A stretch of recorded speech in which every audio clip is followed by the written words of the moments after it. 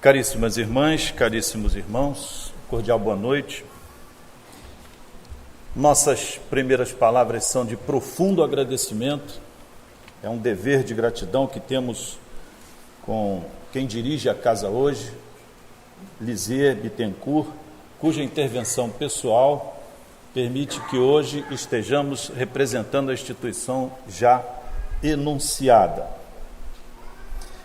Como dito, a Associação Jurídica Espírita do Distrito Federal foi a primeira a ser instituída para a formação da AGE Brasil, da iniciativa de colegas de São Paulo, especialmente, e hoje existe em 13 estados brasileiros. Tiago Essado, que é o promotor de justiça presidente da AGE Brasil, tem assento no Conselho Federativo da FEB, em apoio ao movimento espírita nacional. O apoio que a Comunhão Espírita nos tem dado, através da sua atual presidente, Lisier Bittencourt, e da sua secretária Rita Peroni, nos permitiu este espaço e o encontro periódico. Já anunciamos para o próximo dia 27 de julho, com o título Direito, Espiritismo e Justiça, uma nova palestra será proferida pelo nosso associado fundador, Armando Reis, e assim sucessivamente, à medida que tenhamos temas de relevância do interesse geral. A Comunhão Espírita também nos disponibilizou uma sala para encontros quinzenais, às sextas-feiras, às 19h30, para aqueles que se desejarem unir-se a nós.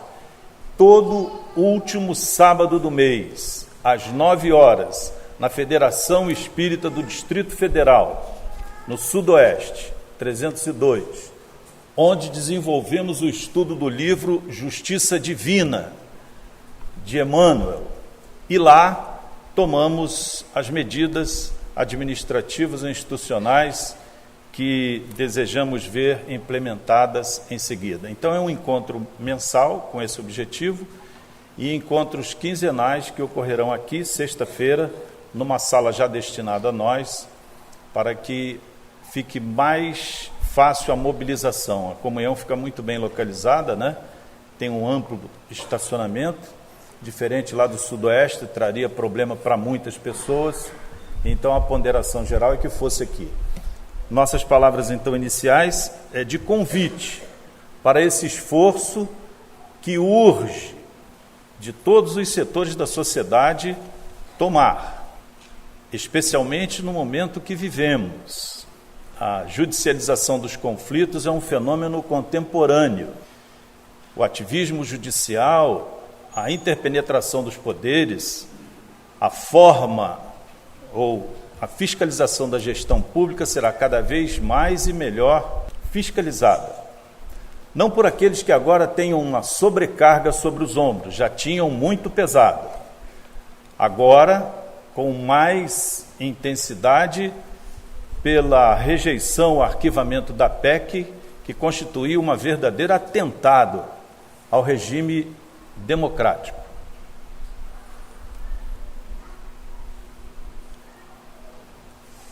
Como dissemos, ou como já foi dito, a AGE tem em suas finalidades promover o estudo e a divulgação da doutrina, contribuir para o aprimoramento profissional, espiritual e moral dos operadores do direito.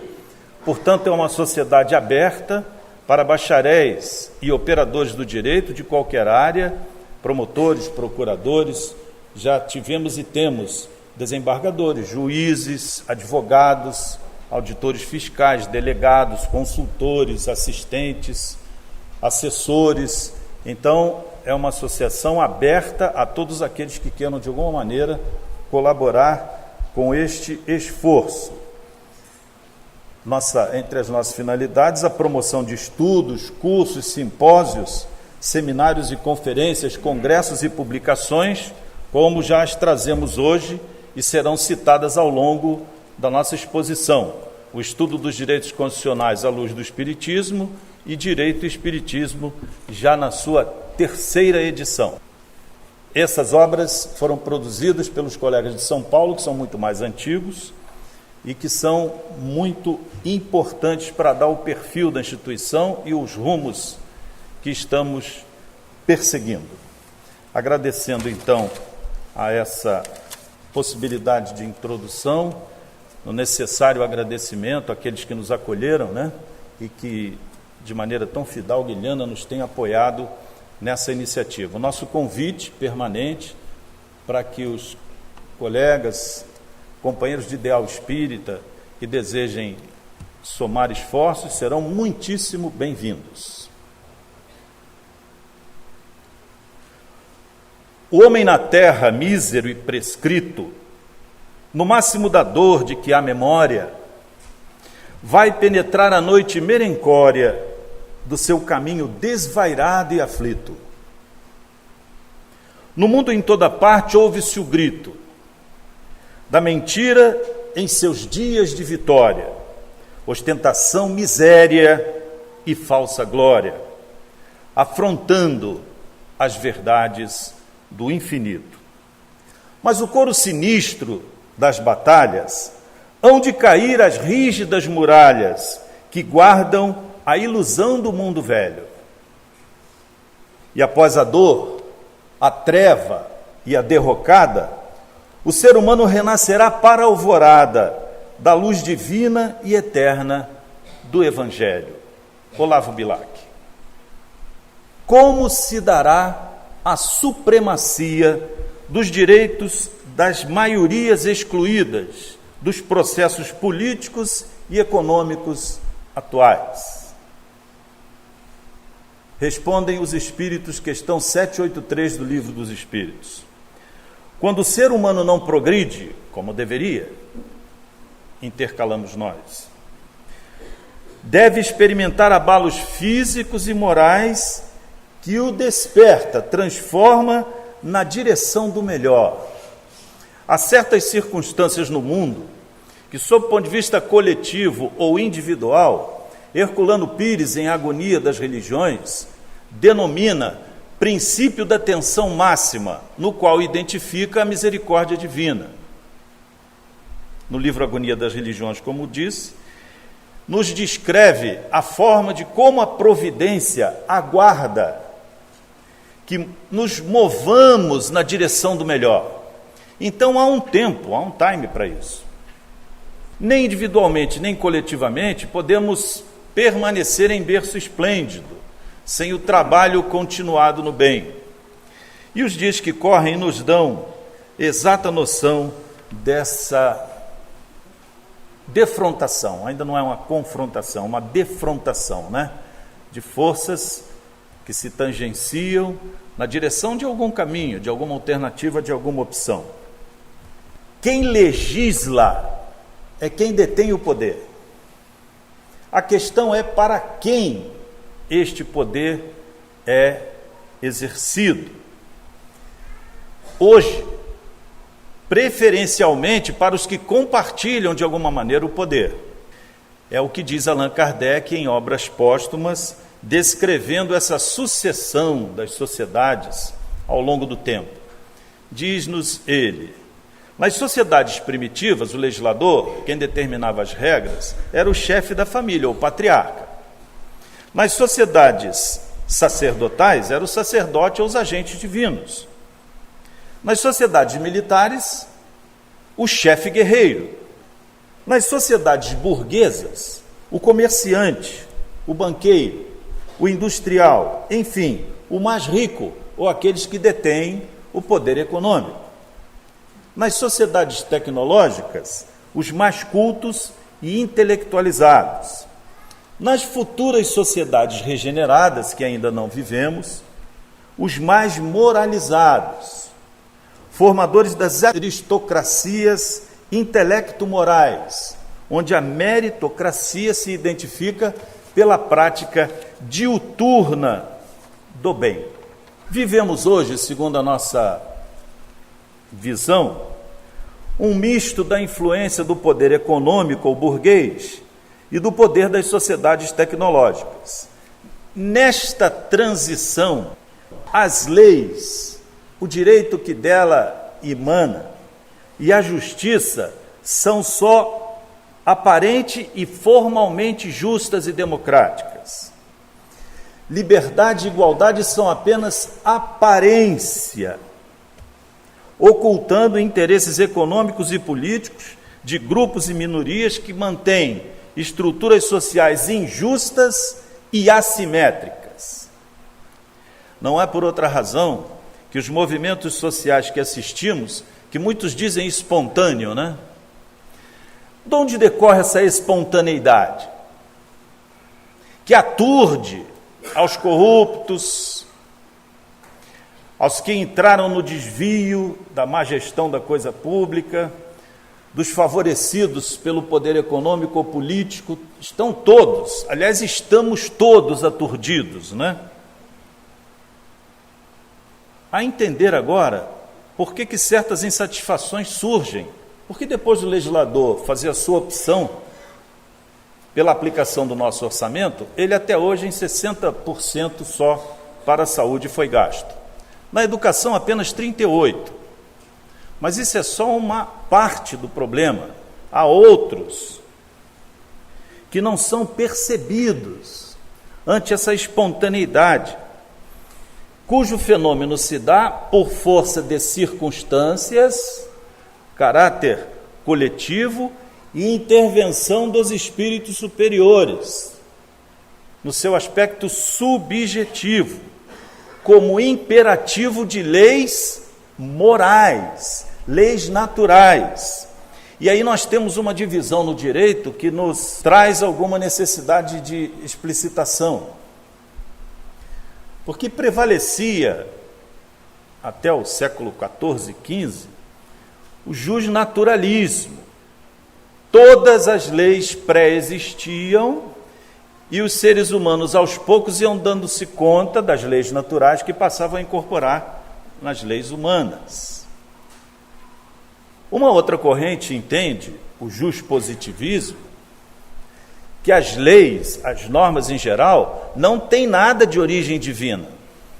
Elas são o mero evolver do processo material histórico e, portanto, surgem das necessidades humanas, dos conflitos intersubjetivos, no ajuste de interesses e necessidades. Não teria uma origem divina. Essa perspectiva de justnaturalismo, de direito natural, hoje é rejeitada por ação dos burgueses, no mesmo século que indicamos, e talvez enunciemos algumas razões. Mas mesmo os que rejeitam, curiosamente, nos momentos de crise, a ela se referem. Um líder da nossa atividade institucional, perguntado o que ele tinha a falar sobre a rejeição, arquivamento da PEC 37, expressamente o disse: um sopro divino salvou não o Ministério Público, mas um dos melhores instrumentos para o Estado democrático e social de direito. O que quis dizer este procurador com esta afirmação? Não foi o processo histórico que levou a uma movimentação popular que hoje está determinando uma avalanche de soluções que tardavam, inclusive com impunidade explícita. Ele disse que um sopro divino, quer dizer, uma causação distinta da coletividade, agiu para que um novo cenário político, jurídico, futuramente se instalasse. Esse maremoto que se avizinha, para muitos vai acabar domingo, né, amanhã. Mas esse é um equívoco, como muitos outros, né? Como algumas propostas, né, já expostas, de plebiscito ou de referendo, em princípio manifestamente inconstitucionais, ou de uma despesa monumental, inútil e desnecessária para o país.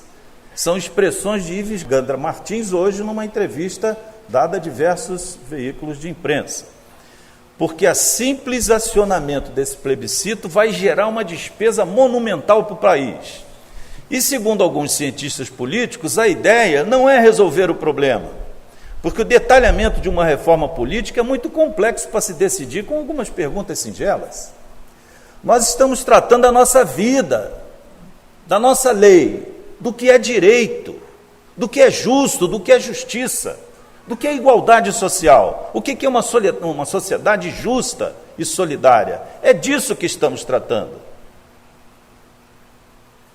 Ou seja, essa manobra diversionista, com uma solução que não será solução alguma, parece constituir para alguns especialistas mais uma medida dessas pessoas que não estão ouvindo o clamor das ruas. Qual é o nosso papel neste momento como espíritas e operadores do direito? Quantas questões vão emergir daí e desafiar-nos ao atilamento, a percepção, a inteligência, no sentido de apontar soluções? Porque o dilema existe, não é novo. Desde o século XVIII, com o iluminismo, instalou-se entre nós um materialismo constringente. A partir de Jean-Jacques Rousseau, do positivismo de Augusto Comte, do materialismo evolucionista de Darwin, Lamarck ou Spencer, do materialismo dialético de Karl Marx e de Friedrich Engels, do materialismo irracionalista de Nietzsche, do materialismo utilitarista de Bentham. Deus foi desalojado da sua prevalência no âmbito social por uma revolução burguesa, que permite uma intensa irradiação de ideias na Europa, na Ásia e na África, com as grandes navegações, trazendo um acúmulo fantástico de riquezas, minerais agrícolas e pastoris. Surge uma nova classe social detentora do dinheiro, mas não ainda do poder, dando surgimento ao capitalismo, cuja produção se volta especificamente para a acumulação e a exploração do trabalho assalariado. A burguesia, curiosamente, se vale do direito natural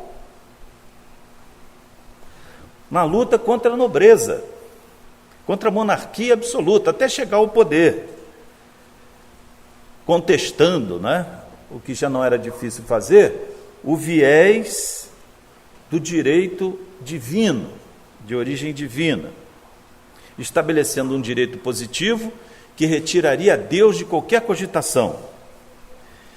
Desde então até hoje, despreza-se o direito natural e é raro ver um operador do direito referindo-se a ele com desenvoltura, porque ele foi assim demonizado ou satanizado como uma fonte ou uma opção teórica tisnada de desvalia, que não merecesse reflexão. E isso nos faz chegar até hoje, no momento que vivemos.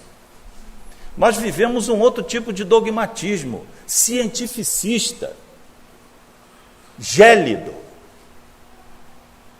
que recusa a existência de Deus e da alma. Mas nem sempre foi assim. Ou ao longo de toda a historiografia humana, quase nunca foi assim. Este é um momento histórico do nosso passar pela Terra. Há 3 milhões de anos, os australopitecos já viviam um dilema existencial, que envolve diretamente o direito, que está relacionado ao interesse e à satisfação. Para ser muito rápido, naquela época, ele disputava alimento e segurança com os animais, e de muito maior porte, capacidade de letal. Então o australopiteco tinha que comer rápido e mal, porque o sangue das presas imediatamente atraía uma concorrência desleal. O ser humano, então, primitivo, ele comia mal e pouco, o que lhe obrigava a trabalhar mais e muito, muitas vezes. Até que nasceu um australopiteco que teve uma atitude política diante dos outros e disse: por que eu vou comer agora? Nós já não matamos? Em vez de a gente comer agora, vamos levar, eles nem falavam, né? Diga-se de passagem, vamos levar para a caverna ou para um lugar seguro. Neste momento, retardando um momento de satisfação, numa manifestação muito singela de altruísmo, ele podia começar a comer e deixar os outros, numa expressão de fraternidade e solidariedade, porque ele ia repartir a caça, ele levou a caça para dentro da caverna, e o que o Australopithecus descobriu? Nossa, eu retardo um momento de necessidade ou prazer, mas daqui para frente eu vou trabalhar muito menos, comer muito mais, descansar muito mais, e as minhas necessidades básicas de sobrevivência e reprodução estarão enormemente facilitadas e garantidas. Direito é essa opção entre a satisfação imediata da necessidade ou a ponderação se a nossa necessidade vai afetar de outro. Como é que é possível administrar esse conflito? Isso tem 3 milhões de anos. Nós ainda não conseguimos resolver isso. Desde que o nosso corpo estava coberto de pelos, não conseguimos resolver essa questão. O homem de Neandertal também não, ele só marcou mais ainda essa tendência, né? Entre 300 mil e 30 mil anos. É com a revolução da agricultura que nasce o maior desafio que até hoje não conseguimos resolver. Porque agora, os grupamentos humanos já não eram nômades. Eles descobriram que aonde largavam as sementes, por algum motivo que os estudiosos controvertem em afirmar, eles poderiam ter muito mais durante menos tempo, aproveitando a sucessão da sua passagem pelo terreno, e nasce a primeira revolução importante, a revolução da agricultura, que fixa o homem na terra e cria um problema que nós não conseguimos resolver, nem com o socialismo, nem com o capitalismo, nem com todas as opções que tivemos até hoje. O que fazer com o excedente? Porque em vez de comer a fruta, largar as sementes e ir embora, eu tinha 30, 200, 1000 frutas para comer. Era só tirar da árvore, abrigá-la. Já não éramos todos caçadores de alimentos. Necessitou-se de uma organização primitiva social. Alguém para subir na árvore, alguém para guardar, alguém para tomar conta, alguém para cercar o terreno, alguém para administrar, etc. Nasce a primeira complexidade nesse sentido. E isso até hoje não está resolvido. Os primeiros códigos escritos datam do século XVIII a.C. Alguns afirmam ser o Código de Hammurabi, 1700 anos antes de Cristo. Uma pedra contendo 280 artigos, onde se estabeleceu um princípio extraordinário de direito, que hoje é invocado em grande número de decisões, o princípio da proporcionalidade. Muitos enxergam a lei de Talião como um absurdo. É absurdo para nós agora, olho por olho, dente por dente. Se um construtor de uma casa matasse o filho ou um membro de uma família com essa construção, ele era obrigado a colocar o filho numa outra lugar onde pudesse desabar uma construção e perdê-lo. Olho por olho, dente por dente. Ou a escravidão, que foi uma instituição extraordinária para a época, porque antes da escravidão matavam-se todos. O denominado suplício etrusco, muitíssimo praticado pelos romanos no início, obrigava que vencidos mortos e vencidos vivos fossem deixados pelos exércitos, pelas legiões, amarrados com couro molhado no campo de batalha, e eles largavam para lá. Porque à medida que o couro secava, estreitava aqueles dois corpos e um contaminava o outro. Uma morte horrível, por isso chamado suplício etrusco. Na medida que se instaura a escravidão e se criou um instrumento extraordinário que até hoje assombra todo mundo, né? Os romanos desenvolveram um instrumento que era preciso controlar vencidos e escravos, ou escravizados depois, chamado tripalium. 3 paus que se amarravam ao pescoço dos vencidos para controlá-los melhor, aprisioná-los melhor. E tripalium, queridos irmãos, é a origem da nossa palavra trabalho. Por isso o trabalho para a nossa cultura e para muitos é uma maldição, é um suplício, cuja origem confirma.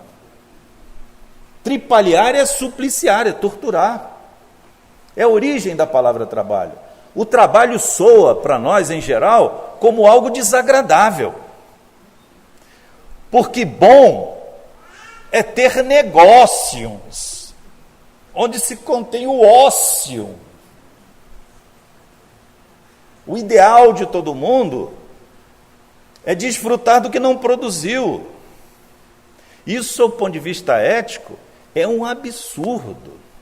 Na medida em que, quando se faz isso, muitos estarão prejudicados. Quando se paga uma diária em Roma de R$7.000, e vou poupá-los da revelação de quem fez isso, vocês vão saber pelas redes sociais, desnecessariamente, esses R$7.000 está faltando para muita gente no Brasil. E era uma comitiva imensa. Significa dizer que nós não podemos desfrutar daquilo que não produzimos ou não é legítimo usar. Mas esses desafios permanecem conosco. Nós não conseguimos resolver isso. E a partir desses registros escritos, o Código de Hammurabi, para outros, Ur-Namur, que é de 2050 anos antes de Cristo, ou o Código Lipit-Ishtar de Issim, de 1870 anos antes de Cristo, Deus, os espíritos em geral, diante de um período de tensão máxima, ele toma providências. Segundo Fábio Conder Comparato, ele não disse o que eu vou dizer agora, eu estou me apropriando do que ele disse sob a perspectiva espírita, porque esse é o nosso propósito hoje, Ele se refere a períodos históricos chamados axiais. Olha o que é período axial para Fábio Conder Comparato na obra Ética, Direito e Moral e Religião, livro Companhia das Letras. Diz ele: nesses períodos coexistem entre si, sem nunca terem se comunicado, pensadores, filósofos e doutrinadores de elevadíssima expressão. E ele cita alguns: Zaratustra na Pérsia, Buda na Índia, Lao Tse e Confúcio na China, Pitágoras, Sócrates, entre outros, na Grécia, Deutero, Isaías em Israel, construindo conceitos, princípios e diretrizes que, pasmem, estão em vigor até hoje. Como explicar esta coincidência significativa? Evocando agora Yang. O que significa uma coincidência desse nível? Nascerem expressões em inteligência e sensibilidade, em saber, em vários pontos do planeta, enunciando princípios que vão durar milênios depois, e não se modificam. Senão a expressão, eu diria, alguns falam indícios, eu prefiro usar a expressão evidência, de uma ordem natural que em determinados momentos da historiografia humana decide se apresentar, mandando para o meio ignorante elementos de renovação. Aliás, os elementos de renovação hoje são tão grandes e impactantes que hoje, antes de vir para cá, a Zilá estava me mostrando numa rede social, crianças que estão querendo falar com 2 meses, 1 mês, já discutem com menos de 1 ano com os pais, discutem na linguagem de bebê, que só ele sabe o que significa, mas com uma expressão muito clara de querer e não querer, compartilhar ou repelir, eles são muito hábeis em expressar sua vontade. O que está acontecendo com o mundo?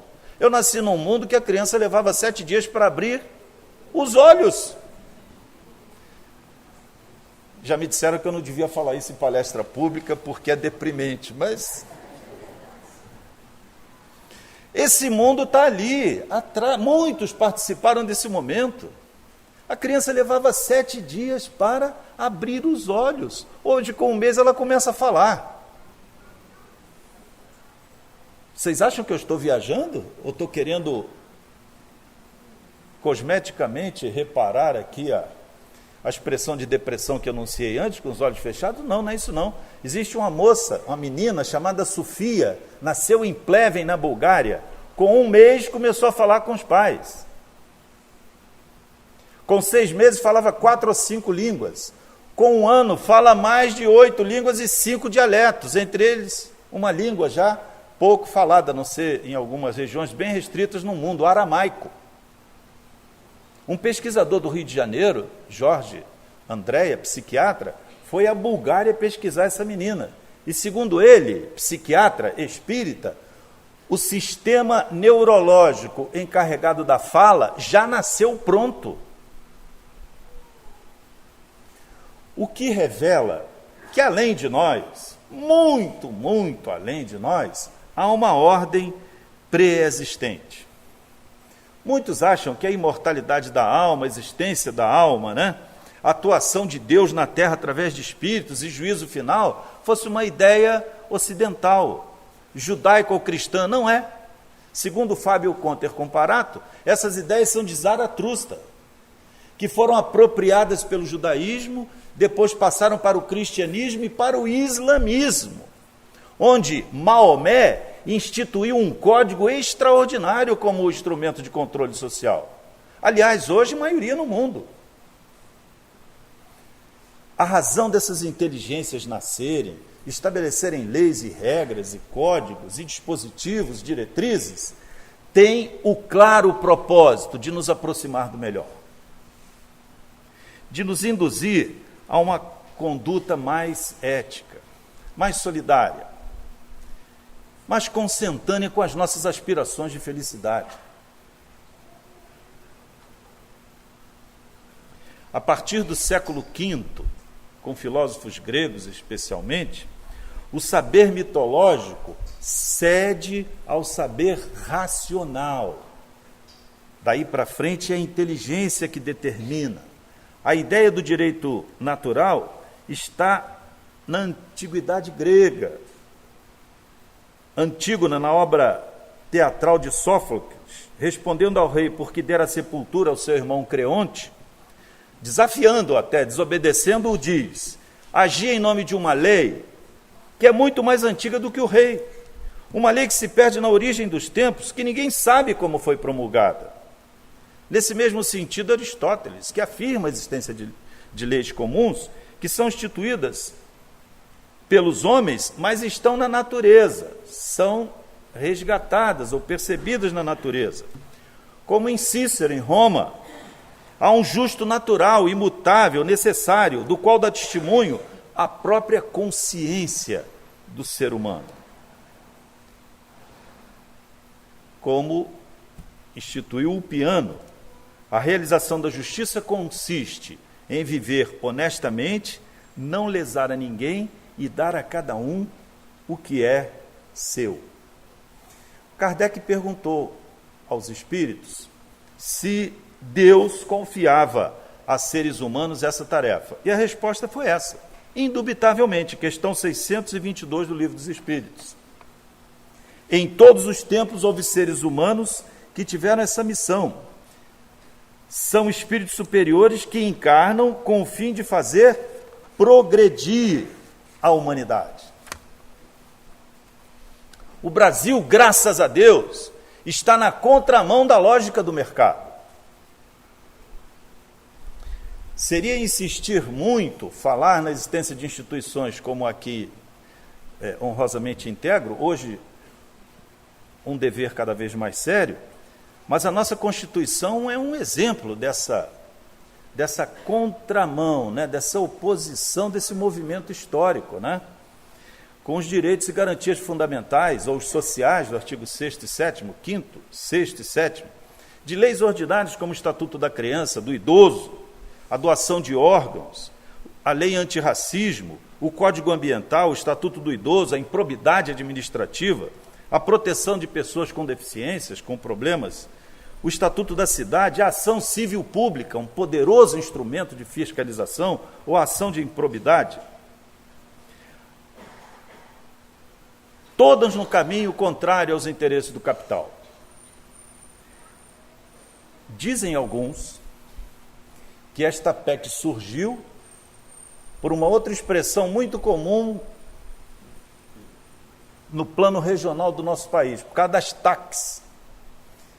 TAC é um instrumento de ajuste de conduta, estabelecido para que administradores públicos ajustem o gasto, as despesas, os recursos que retiram de nós. Cada um de nós trabalha 4 meses por ano só para pagar imposto. Tem a direção correta. E o que faz o Espiritismo neste momento? História. Ele agrega valores resgatando a importância do direito natural. Entretanto, a lei natural agora perde o seu caráter divino e incorpora um caráter sociológico. Segundo Del Vecchio, é o nome que se designa, por tradição muito antiga, o critério absoluto do justo em filosofia do direito.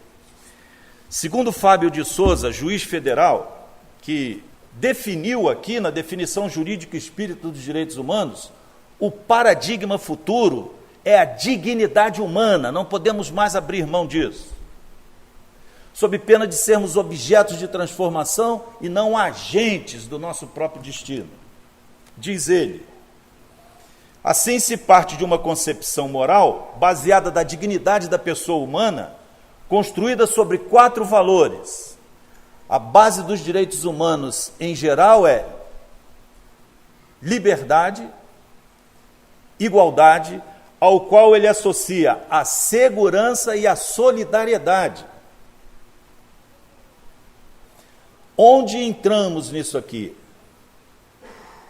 A dicotomia liberdade e igualdade já ceifou milhões de vidas no mundo, sob o ponto de vista do confronto ideológico. E nenhuma das duas correntes trouxe solução razoável para deter o processo de exclusão que é progressivo em nossa sociedade.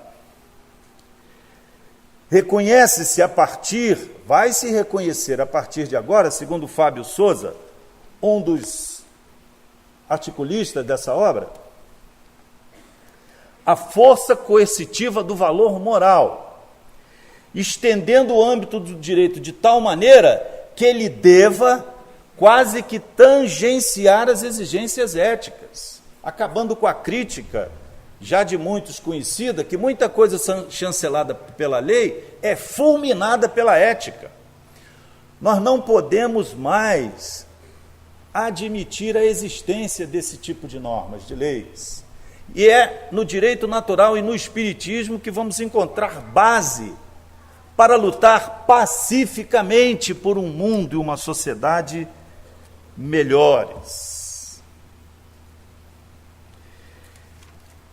Pergunta Kardec aos espíritos: as leis humanas são mais estáveis à medida que se aproximam da verdadeira justiça social. Quer dizer, à medida que são feitas para todos e se identificam com a lei natural.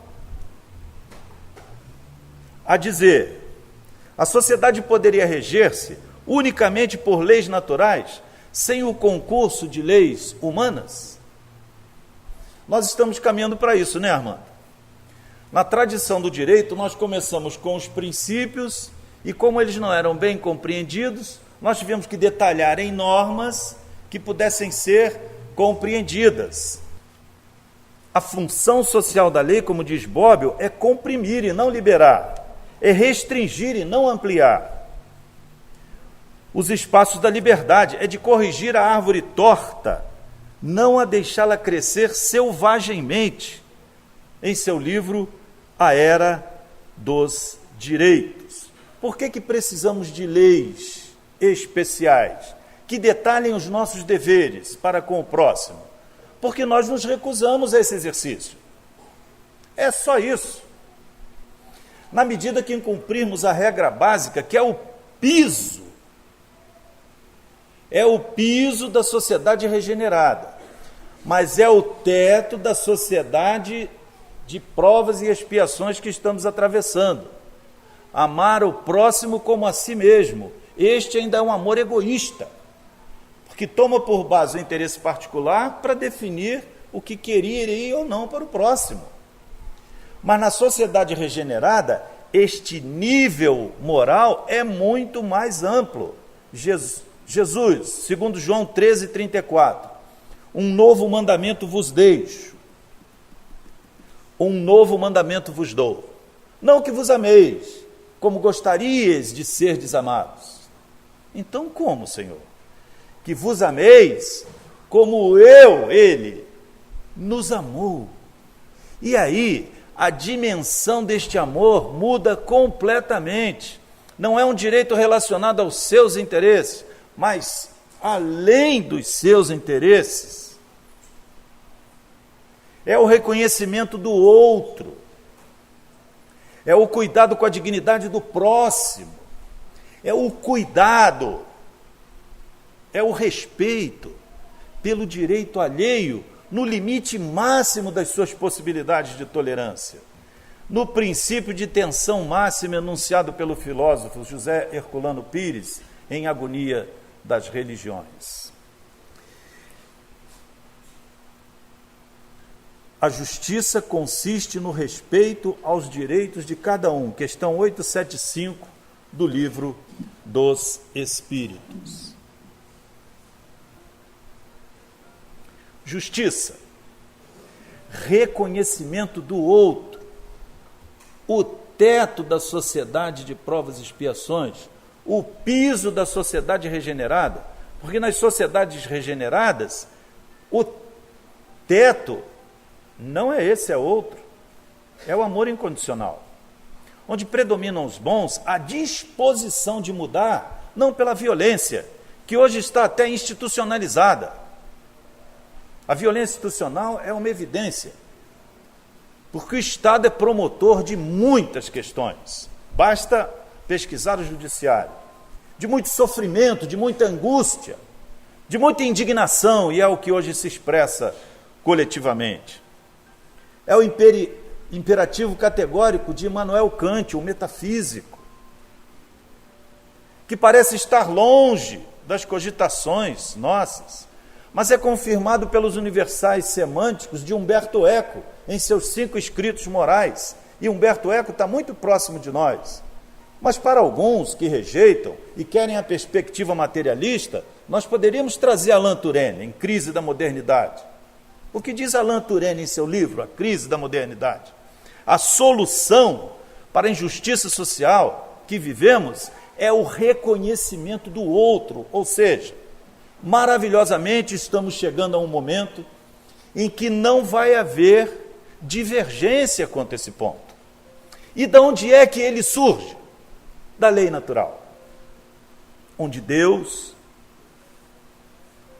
é a fonte de todos os valores, de toda a luz, de todo o amor, de toda a possibilidade de sermos felizes. Deus que se manifesta perpetuamente entre nós. Quem duvidaria dele estar agora presente? Especialmente pela intervenção de Jesus, que o antecede nesta coletividade de mais de 30 bilhões de seres.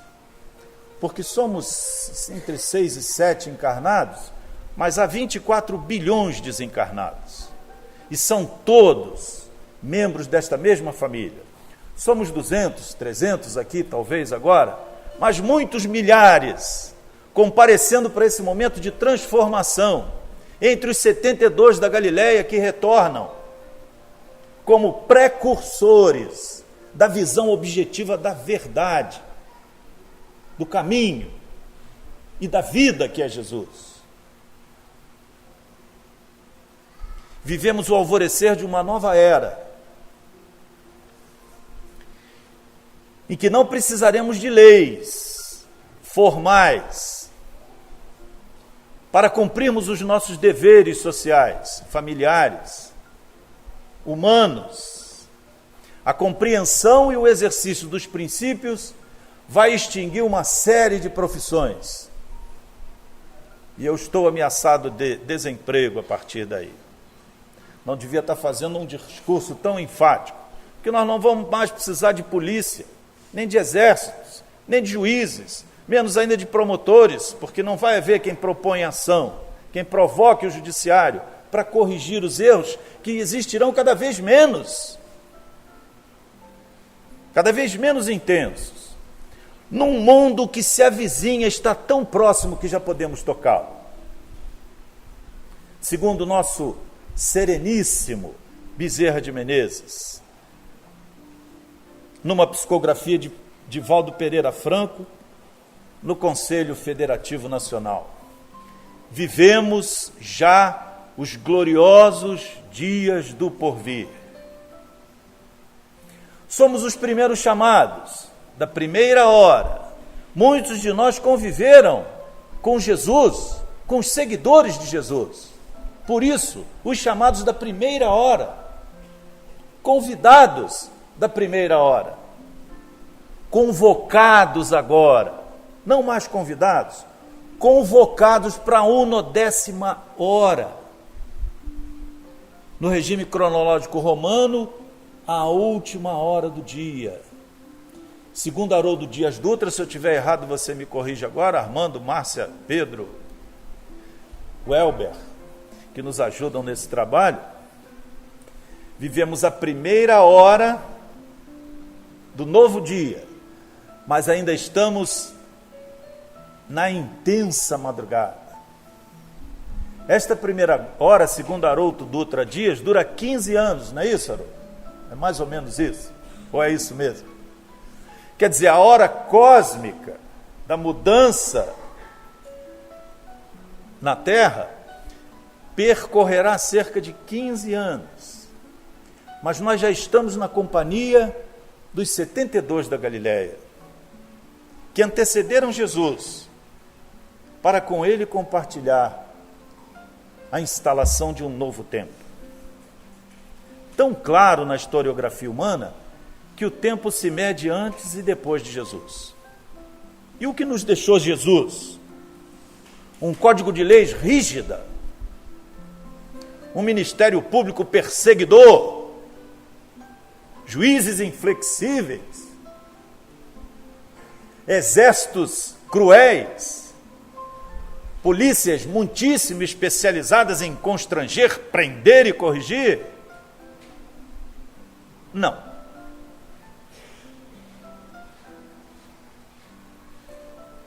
Com o seu exemplo, apenas nos diz: segui-me. Tantas vezes, para tantos, entre os quais provavelmente poderíamos estar.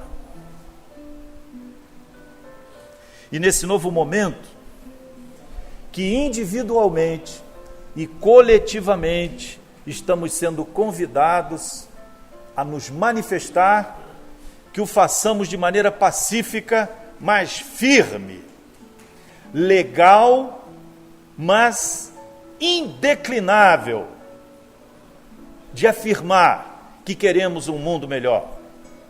E lembrando Chico, façamos aquilo que seria considerado necessário para ver esse mundo melhor. Não esperemos que isso aconteça, porque não acontecerá. Isto não acontecerá sem a manifestação da nossa vontade, firme, decidida, na direção daqueles que fazem as leis e precisam pensar na coletividade e não em si mesmos. Eles mudam rapidamente de tendência, desde que hajamos. E isso está muitíssimo evidente. O que nos espera é tão bom, tão extraordinariamente positivo, que não pode ser concedido pelos que dormem, pelos indiferentes, pelos que se acompliciam, pelos que se corrompem, pelos que aderem à sombra, porque não farão parte desse contexto.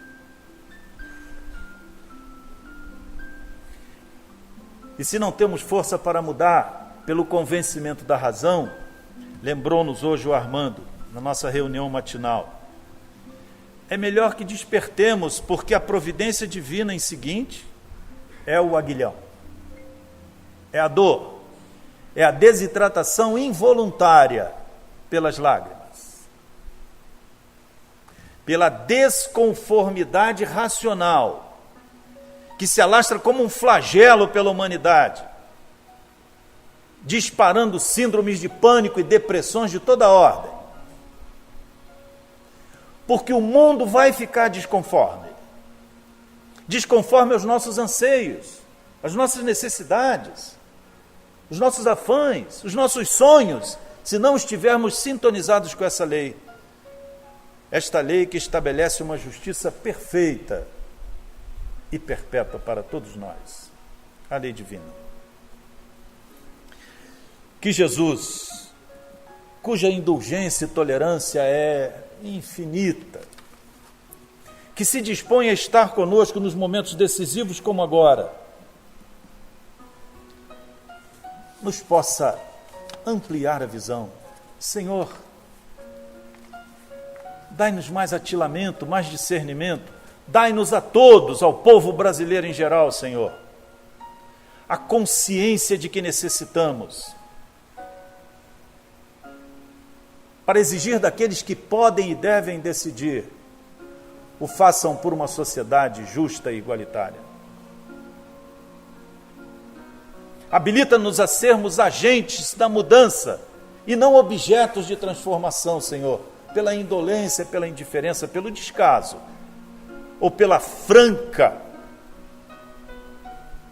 corrupção da própria consciência. Defendei-nos, Senhor. Há muitos de nós que já nos encontramos com os joelhos desconjuntados, desalentados e sem esperança, imaginando que nada mais aconteceria, que o brasileiro tinha perdido a capacidade de indignar-se, como muitos disseram, que nada mais ocorreria, senão o mesmo do mesmo, para o futuro e para sempre, mantendo a impunidade e a corrupção em todos os lugares.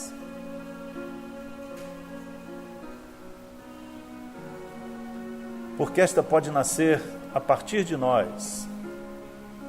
Quando deixamos de cumprir as leis estatuídas, negamos a vigência dos princípios divinos.